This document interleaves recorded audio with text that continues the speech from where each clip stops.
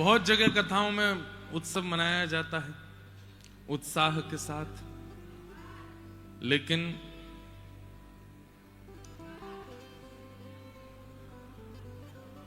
क्यों रो रहे हो भैया? आवाज आ रही है?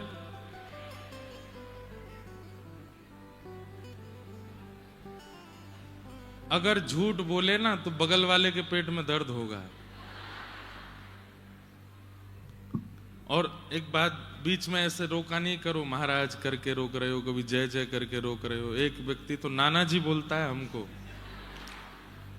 मैंने कि नाना जी कब बन गए हो भैया मैं?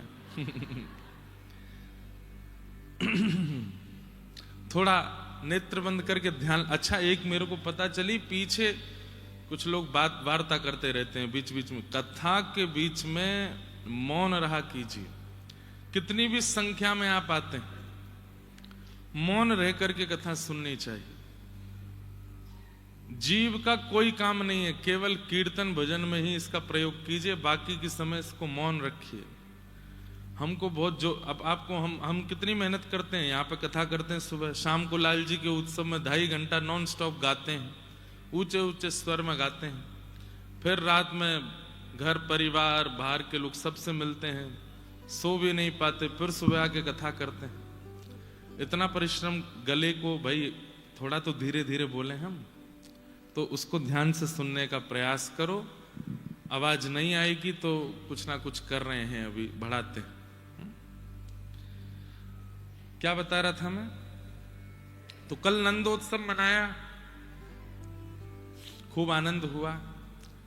संध्या के सत्र में कल गिरधर लाल जी का जल क्रीड़ा महोत्सव, ऐसी सुंदर कुंज बनी लाला की, वह कुंज में से ही जल प्रवाह है रोए, और बीच में ठाकुर जी विराज रहे हैं। खूब आनंद हुआ, खूब सुख मिला कल ठाकुर जी के जल क्रीड़ा उत्सव का।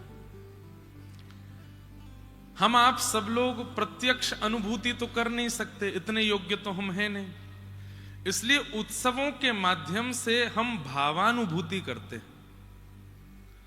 उत्सव करने से एक भाव की अनुभूति होती है, और फिर उसमें आचार्यों के जब पद गाते हैं, उन पदों में जो भाव लिखे हैं, उन भावों का चिंतन करना चाहिए। तो उत्सवानुभूति, भावानुभूति, और जब पद पदावलियों के भाव चित्त में आते हैं तो फिर उससे नेत्रबंद होकर के मन में वह भाव का अनुभव होने लगता है कि ठाकुर जी ऐसे नृत्य कर। अब कल एक बहुत सुंदर पद था, उसमें वर्णन कर रहे हैं कि जब ठाकुर जी पर जल छिड़का जा रहा है तो ठाकुर जी के अंग पर जाकर के जल की शोभा कैसी हो रही है। बोले जल जाकर के ऐसे लगते हैं जैसे मानो मोतियों का श्रृंगार कर रखा हो, छोटे छोटे बिंदु मोती मोती की तरह लगते हैं, जैसे बहुत छोटे छोटे मोतियों के स्वरूप किसी के श्री अंग पर लगा दिए जाएं, ऐसे ठाकुर जी के श्री अंग पर जल के बिंदु जो हैं वो मोती के समान लग रहे हैं।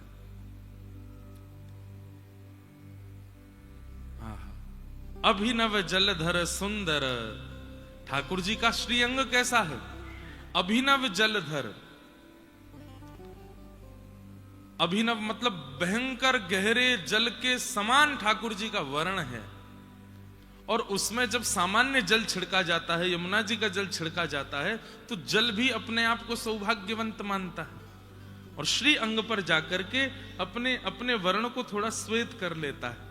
तो ठाकुर जी के श्री अंग पर ऐसा लगता है मानो जैसे मोती विराज रहे हो। ठाकुर जी के केश गीले हो गए हैं, घुंघराले केश गीले हैं, वस्त्र गीले हो गए हैं, जिसके कारण भीतर की श्याम कांति जो है वो वस्त्रों से दिख रही है। कितनी सुंदर शोभा ठाकुर जी की लगती है। बहुत सुंदर, कल खूब आनंद आया लाल जी के उत्सव में। हम 2 घंटा तो बड़ी शांति से उत्सव करते हैं, अंत में खूब उधम मचाते हैं। हमारे पिताजी कहते हैं 2 घंटा शांति से बैठेगा फिर पता ना का है जाए। मैंने पिताजी इतना सुंदर जल केली ठाकुर जी ने की, अब ठाकुर जी जब जल से बाहर आएंगे तो हम लोग भी तो करेंगे, वह प्रसाद को हम भी तो उछालेंगे, कोई को लग जाए, रिपट जाए, कछुहे जाए। मैंने कहा ये तो उत्सव में होना ही चाहिए, नहीं हो रहा है तो उत्सव नहीं हुआ। कोई रिपटा नहीं, गिरा नहीं, कोई लगी नहीं तो उत्सव का है बात को। लेकिन खूब आनंद हुआ। आज ठाकुर जी की रथ यात्रा है, शाम 5:30 बजे से रथ यात्रा मनो। आज वहां बैठने की व्यवस्था नहीं हो पाएगी, सब लोगों को चलते ही रहना पड़ेगा, क्योंकि जहां बैठने की व्यवस्था तो एक भी दिन नहीं है, लेकिन जब लगता है कि बहुत देर हो गई दर्शन करते करते, फिर हम बैठवा देते हैं। पर आज उसी प्रीमिसेस में जहां सब बैठते हैं वहीं रथ यात्रा का क्रम लाल जी का होगा, तो उस भाव से आप लोग दर्शन करते रहिएगा। और कल नौका विहार होगा। अब नौका विहार में बड़ी असमंजस चल रही है। नीचे अगर घर में करते हैं तो बहुत बड़ी हौद बनानी पड़ेगी, खूब सारा जल लाने में दिक्कत नहीं है, पर इतना 1000 लीटर जल वहां भरना, फिर नीचे बेसमेंट है वहां से निकाल, उसकी भी योजना भी अभी बन रही है। सामान्य हम पर सरल उपाय यह है कि गौशाला में लाल जी का सरोवर बना हुआ है, वहां करने में हमको कोई दिक्कत नहीं है, लेकिन आप लोगों को पहुंचने में दिक्कत हो सकती है, क्योंकि अधिक मास चल रहा है, परिक्रमा बहुत चल रही है। कोई रिक्शा आदि आपको लेकर के जावे, पहुंच फिर भी गए, लौट के कैसे आएंगे? वो तो गांव है, एकांत है, वहां पे रिक्शा आदि चलते नहीं है। तो आज कथा के बाद तक कुछ ना कुछ निर्णय हो जाएगा कि कल नौका विहार कहाँ होगा। यमुना जी में भी करने का हमारा भाव था कि श्री यमुना जी में करते हैं, पर पिछले कुछ दिनों में यमुना जी में कुछ भाव ऐसे हुए कि अभी इतने वैष्णवों को यमुना जी पर लेके जाने का भाव नहीं बन पा रहा है। तो वैसे ही अच्छा, हमारे लाल जी का स्वरूप बड़ा हो तो यमुना जी में भी चल, सब किनारे बैठे हैं, लाल जी बीच में नौका विहार कर रहे हैं, सबको दिख रहे हैं, और वो है ही नेक्से से। यमुना जी में अकेले चले भी गए तो दिखेंगे नहीं आपको, तो इसलिए यमुना जी में भी नहीं कर रहे हैं। आज संध्या उत्सव में बता देंगे कि लाल जी के नौका विहार कहाँ होगा। बहुत सुंदर नौका विहार उत्सव करेंगे। कुछ प्रश्न मेरे पास आए, इनको कह के हम लोग नंदोत्सव, बाल लीला, गोवर्धन पूजा की ओर चलेंगे। आज थोड़ी देर के लिए श्री गिरधर लाल जी यहाँ 56 भोग आरोगने भी आएंगे। आज 56 भोग अन्नकूट को मनोरथ कियो है, और सबरी सामग्री गिरिराज जी से सिद्ध है कि आई है। हमारे गिरिराज जी के वैष्णव वहीं से सिद्ध करके लाए हैं, और खूब आनंद के साथ में लाल जी को आज 56 भोग मनोरथ होएगा। किन्हीं का प्रश्न है, अनन्यता कैसे प्राप्त हो? घर के विग्रह जी, फैक्ट्री और दुकान के विग्रह जी कैसे समझें? सबसे पहले तो विग्रह शब्द भूल जाइए। साक्षात लाल जी हैं, साक्षात ठाकुर जी हैं। विग्रह शब्द नहीं बोलना है।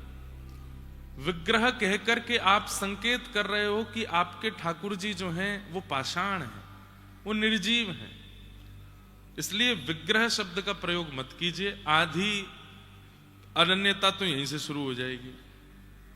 फिर रही बात घर के, फैक्ट्री के, दुकान के, सब जगह के अलग अलग ठाकुर जी हैं, क्या भाव रखें, कैसे एक रस माने? एक रस मानने में कोई दिक्कत नहीं है। हमारे लाल जी यहाँ विराजते हैं, लेकिन चित्रपट में यदि कहीं किसी वैष्णव के घर में होते हैं तो वहां देख करके भी हम यही भाव रखते हैं कि वाह लाल जी हमसे पहले पहुंच गए, यहाँ पे बड़ी जल्दी आए हो। अच्छा, गरुड़ के वाहन पर चलते हैं ना, मन से भी तेज चलता है। तो एक बुद्धि रखनी पड़ेगी कि एक ही हमारे लाला हैं, वही चित्रपट के रूप में सब जगह विराजमान। घर पर तो सब सेवा हो जाती है, परंतु अन्य जगह कैसे सेवा करें? इसमें यही भाव है कि घर के ठाकुर जी तो आप पूर्ण रूप से, भाव रूप से सेवा वाले ही रखो, बाकी जगह ठाकुर जी के प्रतिनिधि चित्र स्वरूप विराजमान कर दो, और इस भाव से सेवा। अगर वहां पर भी स्वरूप विराज रहे हैं ठाकुर जी के, तो वहां किसी को नियुक्त करो। अब फैक्ट्री और दुकान कह रहे हो, इतना खर्चा तो आप पे होगा ही कि कोई ब्राह्मण देवता को आप सेवा में लगा सको, जो वहां आपके द्वारा सेवा कर दिया करें। बाकी अनन्यता विश्वास से प्रकट होती है। न अन्य इति अनन्य, अपने एक के अलावा किसी अन्य में बुद्धि ना जाना, इसी को अनन्यता कहते हैं, और वो विश्वास से ही आती है।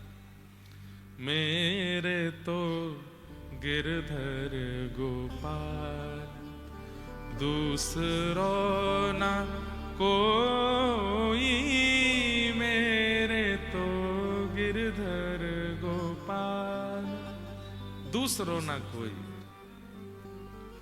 जाके सिर मोर मुकुट मेरो पति सोई, मेरे तो गिरधर गोपाल। मीराबाई की कैसी अनन्यता, इसी को अनन्य भाव कहते हैं। और वो विश्वास से प्रकट होगा। विश्वास कैसे प्रकट होगा?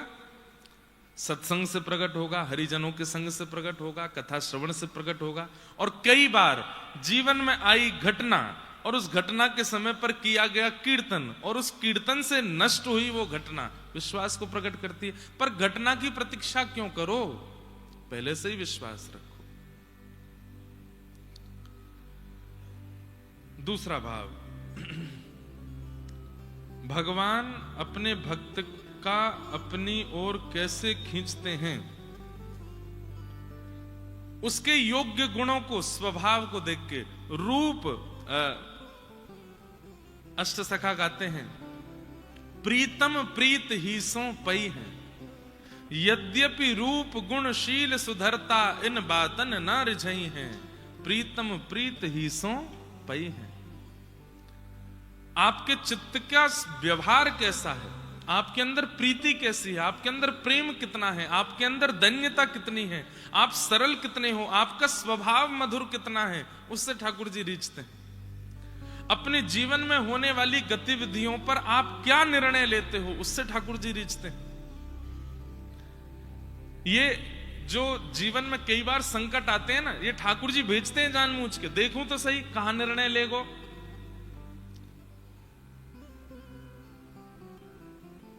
जब जागो तभी सवेरा, 1 घंटा बाद ही जगे सही। तानपुरा को लेके, लेकिन बढ़िया है, ध्यान से सुनो। क्या बता रहा था मैं? कई बार जीवन में परिस्थिति ठाकुर जी भेजते हैं ये देखने के लिए कि अब ये क्या निर्णय लेगा। अब द्रौपदी जैसी परिस्थिति भगवान किसी को ना दें। निर्दोष 5 बालकों को मार दिया अश्वत्थामा ने, और द्रौपदी रो रही है, बिलक रही है कि मेरे निर्दोष बालक मार दिए। भगवान कृष्ण की बहन है, ठाकुर जी बहन कहकर के द्रौपदी को बुलाते हैं, उसके 5 निर्दोष बालकों को मार दिया। उनके शव पड़े हैं सामने, और उसी समय अर्जुन अश्वत्थामा को बांध करके, हाथ पैर बांध करके सामने लेकर के आता है, इसने मारा है 5 बालकों को। द्रौपदी तू आज्ञा कर, क्या करूं? मुच्यता मुच्यतामेष ब्राह्मणो नितरां गुरु। द्रौपदी क्या कहती है? छोड़ दो। क्यों? ये ब्राह्मण है, हम क्षत्रिय हैं। अरे जब घर में कोई घटना होती है या हमारी परिस्थिति में घटना, हम भूल जाते हैं सारे धर्म वेद शास्त्र गुरुजन सबको भूल जाते हैं। लेकिन द्रौपदी क्या कह रही है? 5 बालकों के शव पड़े हैं, तब भी कह रही है कि इसको छोड़ दो। क्यों? ये ब्राह्मण है, हम क्षत्रिय हैं, ब्राह्मण को मारने का अधिकार नहीं है। दूसरी बात, ये भी किसी मां का बेटा है, और बेटे के मरने पर मां को कितनी वेदना होती है। अर्जुन, मैं उस वेदना से निकल रही हूं, मैं नहीं चाहती कि वो वेदना कोई और मां सहे। ये कोई पिक्चर की एक्ट्रेस नहीं बोल रही है, साक्षात प्रत्यक्ष महाभारत की द्रौपदी कह रही है, और भगवान खड़े खड़े सुन रहे हैं। बालकों के शव सामने पड़े हैं, और द्रौपदी कितनी न्याय की बात कर रही है कि ये भी एक, ठीक है अपराधी को दंड मिलना चाहिए, लेकिन आपका उसके प्रति रुझान और व्यवहार कैसा है, ठाकुर जी ये देखते हैं।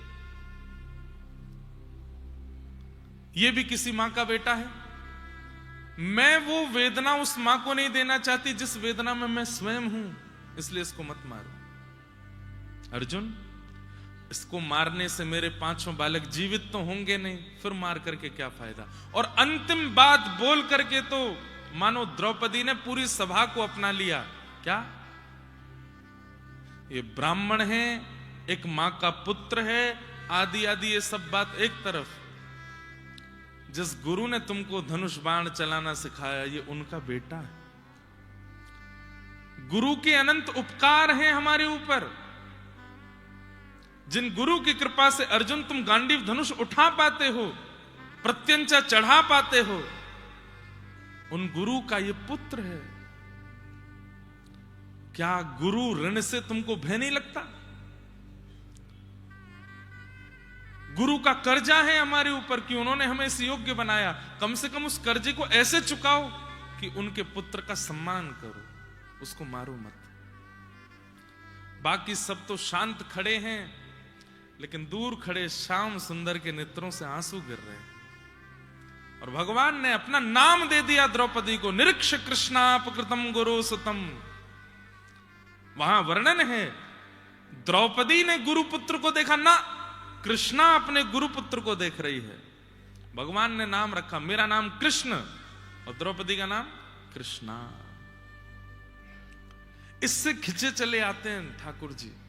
आपका व्यवहार कैसा है, आपके विचार कैसे हैं, आपके निर्णय कैसे हैं। कई लोग निर्णय लेने में बहुत जल्दी और बहुत बेबाक होकर के कुछ भी कह देते हैं, निर्णय ले लेते हैं। ठाकुर जी विचलित हो जाते हैं, अपने सुख का विचार करके निर्णय ले लेते हैं, अपनों के सुख का विचार करके निर्णय ले लेते हैं। नहीं, इन सब परिस्थितियों से ठाकुर जी खिंचते हैं। आपका व्यवहार, विचार, स्वभाव, इनको सुंदर बनाओ। लेकिन व्यवहार तो सुंदर बनाते नहीं, विचार सुंदर बनाते नहीं, मुंह पे लगाते रहते हैं कुछ ना कुछ। बाल सुंदर बनाओ, मुंह सुंदर बनाओ, आंखें ऐसी होनी चाहिए, नाक ऐसी होनी चाहिए। प्रियतम प्रीत ही सो पई है, यद्यपि रूप गुणशील सुधरता, इन बातन न रिझई है। तो कैसे खिंचे चले आते हैं, अपनी ओर कैसे खींचते हैं, बस इतना ही समझ लो। आगे का पता नहीं, समझ नहीं आया।